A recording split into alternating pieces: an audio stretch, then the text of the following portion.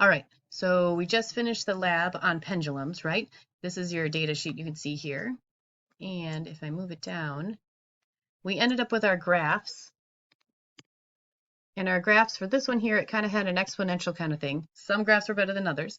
But this one here, when we had the period squared on my x-axis, that had a more linear function. And that's how we were able to know, okay, when we're just graphing something where we're looking at the length versus the period, then we're going to have an exponential kind of relationship. That's what this kind of curved part is on the left. But when I'm graphing the period squared as a function of the length, then I'm going to get a linear graph, which is what I see right here. So we know that those two relationships have to be that the length of the pendulum has to be directly proportional to the period squared. So let me just write that.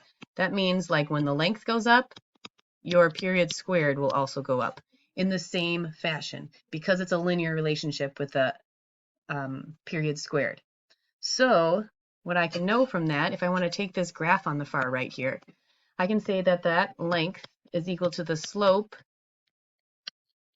times t squared. Remember, y equals mx plus b. A linear relationship can give us an equation of the line. And if I kind of manipulate this a little bit, I can actually get to the equation you're going to find in the textbook. So I'm going to bring this down. Now you could do some fancy math. In other words, we could find the slope and then figure out what that equals out to. But what really happens is that if I get the period squared, it's equal to 2 pi squared times L, the length of the pendulum, divided by G, G being gravity, 9.8 meters per second squared. Now, lots of times we don't see it this way to have t squared there. They're going to simplify it and square root both sides. And that's what I'm going to get. Oh, this is 4 pi squared, sorry.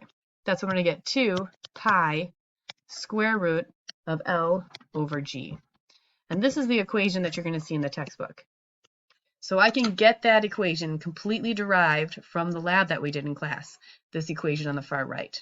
Now, if that kind of lost you, that's okay. What we're working with here is this equation. Can you put things into that equation? So G, that's the acceleration due to gravity. That's that 9.8 number. L, that's the length of your bob, the pendulum part. And then T is your period, how long it takes you to go back and forth on the pendulum. So I'm not going to have any time to go over those math problems with you in class, so that'll be kind of your homework part, and I think you're going to do great. All right.